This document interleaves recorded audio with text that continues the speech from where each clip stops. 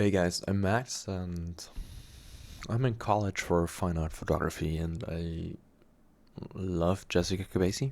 Well, let's not put it that drastically, but I've been watching her from time to time and for a long time now, and I wanted to edit like her.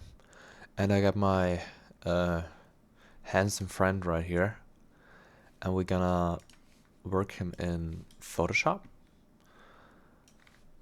And I've did a little bit of retouch already. I retouched it a bit with the frequency separation method, with which Jessica Kobeissi has shown on her YouTube channel in extent. But I wanted to edit a bit like her today and dial in the colors like she would do. And I watched a few retouch and chill episodes of her yesterday and today, and it's a cozy morning here in Austria, and I was trying to recreate the format and get a bit of her style in my pictures. As you can see now, that's the not retouched version, and that's the retouched version. Especially if we're looking in the face, that would be not retouched and retouched. We just got rid of a few skin complexions and smoothed it out a bit to make it look more pleasant. And this shoot actually, or this photo actually was created in a photo shoot for a sequence for school. And yeah, we had to do a quick fashion shooting because he was looking fly. One like critique point of which I didn't see, he was posing and I didn't see that his hands were like in the back pocket right there, which makes that look a little bit like yeah, like sloppy. But let's not focus on that because I don't want to fix that in post. Let's just focus a bit of let's just focus a bit on the actual work we can do here with the colors. And keep in mind, I never did this. I'm only editing in Lightroom with colors and stuff. But I thought if Jessica could base it this way, maybe it's worth a try to try it out as well. And I got my Wacom small tablet here, so I'm not gonna use the mouse for all of it. Though with my new mouse and the mouse pad, it's pretty much very pleasant to work, even with the mouse. Sometimes more pleasant than with the graphic tablet. Smart object. I don't know if that's called it in English, but put the camera raw filter on here so we can change it later to our. If you look at the skin tones, that's pretty yellowish. We get a little bit of blue in here, which looks cool. So I would leave it at that. Now we got a pretty. I don't know if that wasn't too much overall, but somewhere here. So that's our base layer now, and now we're gonna play with the colors. Still affects his skin, which is obvious, especially in the shadows, because like the ground is reflecting the color up here, so that just makes sense. And to be honest, it is kind of similar. So if we change something here, you can see how the green comes out from the shadow areas. Quick recess. What did we do? It's all a bit of mess because I'm trying to figure it out as I go. But we tried to darken his area up here, which is visible if you zoom in, and makes a bit of a difference because it doesn't look overexposed anymore. And I tried to fix the green shadows in his face, which is working, but not as good as I expected. That's the issue with bad lighting. You can't get it out in post, or you can, but I don't know how, and it's very much work. Very much work, very hard work, very very much work. I don't know. Well, never mind. Then we try to affect the yellow and the green tones in the background, and we went to the neutral layer and gave it a bit of a kick to 5 it was. Where we toned down everything a bit with the percentage, because like it's always better, or at least my experience, I do always too much if I'm like focusing on it, and then if I take back from it, it comes to natural look. And then a trick which Jessica Kobeissi does as well is like using a black and white filter on soft light, and she put a yellow tint in it as well, which I removed, and put on a color fill, a separate layer to adjust it as I like it. And if you look closely, then you see it makes a bit of a difference. We white balanced it very neutral, very bluish, and we are adding back a little bit of overall of like a analog yellow tint layer. So that's where I'm right now, and I'm gonna work for a little bit longer, and then I'm gonna call it a day, crop it in Lightroom, and then you will see the finished product. And you guys, you know what's most depressing watching YouTube videos from professional photographers, which are really good at photography? Not like the content creator type of photographer, but the really good photographer, like Jessica Kobeissi is in her fashion outdoor shooting stuff. She works on pictures in these tutorials, which are absolutely stunning, and you have no idea. The picture is from ground up so perfect that everything she does in Lightroom with her subtlety is nice. Which, in that case, it's not the best fashion portrait thingy with a very bright background and noisy background in form of a lot of things going on. It's not the best, and that's why the selective color darken option works so well, which we probably can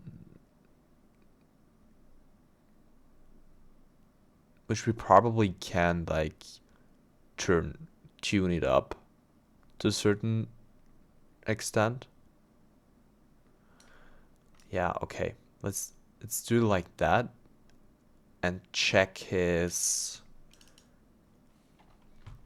right, because that's what I figured, you know? That's what I just saw and what I found dangerous. Yeah, I want that in it.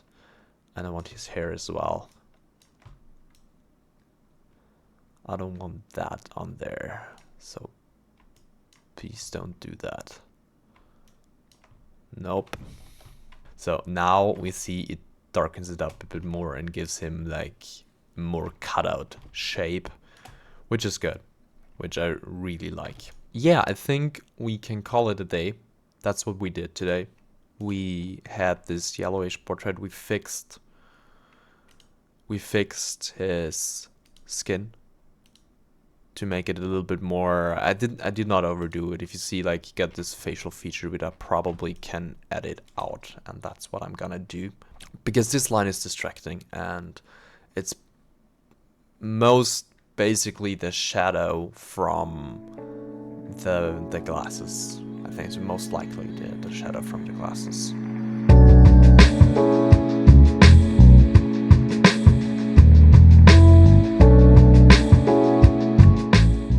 That is nice.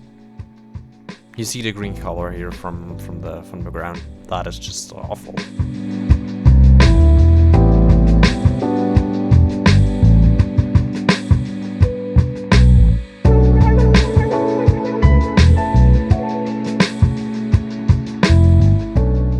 I think I redid it. One important thing in Photoshop is that you work on that you don't work destructive. Destructive means that that's the thing I did. I copied the layer and worked on the layer.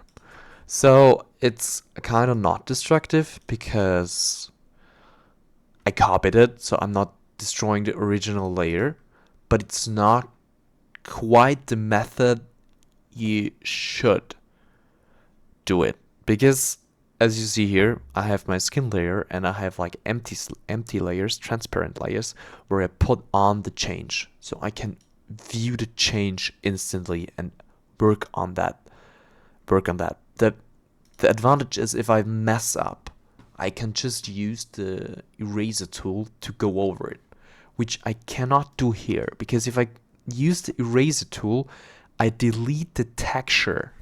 So that means that all the blurry mushiness gets the textures with that one layer.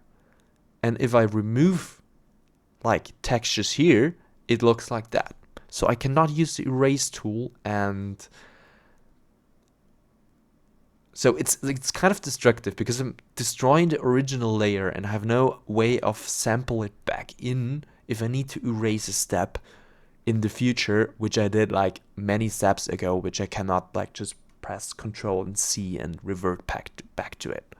So this method is not the best, but I did it that way because if you sample from all layers, or the actual layer and the one beneath it, then and you change something like we did, suddenly the corrections on that transparent layer are getting yellowish, which works fine if you don't change anything beneath it. But if you, like me, like have to change some things now, you have to redo the whole textures layer.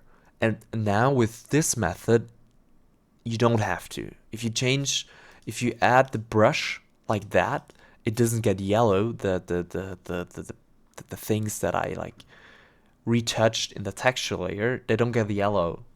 They just match. So it's not the best solution both ways. If you copy the texture and work on it, you destroy, and you have no way of erasing something if you mess up. But if you do it like with an extra layer and you change something beneath it, then it gets yellowish and you redo it all over again. That's why I decided right now, if I need to change something in the future, I'm working on the texture layer and taking the risk of destructing something and making it new, or needing to copy it back in, because then I can change stuff down there in the future and not worry about that up there. But that needs to like, then the texture needs to be perfect in any other way. So let's sample that one out real quick, like that. Gets rid of that thingy here. Okay, that looks good. I think we're done. Let's call it a day. The things we did was we retouched the photos, took shot out of his face and lightened it up, which looks beautiful, I have to say honestly. Then we copied that all, which we're gonna do now, into a new layer and convert it in a smart object. What just happened now?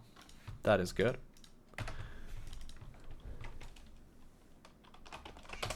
And we converted that in an image and basically put the filter on there, the smart raw filter, to adjust the white balance -8. And then we retouched it. What did we do? We changed it to that.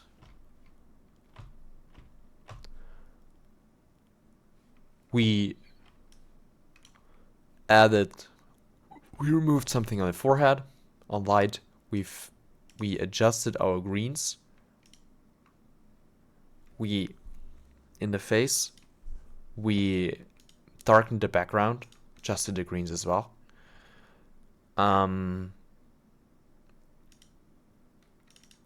We put the black and white filter on it, used the soft light blending mode to make it just look cool. And then we used curves to brighten the dark spots up, just to give it a bit more texture and bring out the shadow areas. And then we put a yellow tint to it, very slightly, so it doesn't affect the blue and the white balance, but it adds just a little bit of coolness. That's it. We're gonna look at the framing for just a second. see if we can do something here.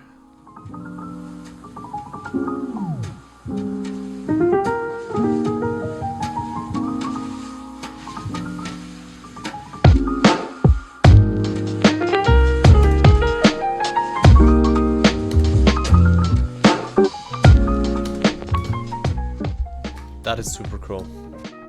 I think that's it for now. Thank you guys for watching. I hope you enjoyed. See you in the next one. Bye. Max out.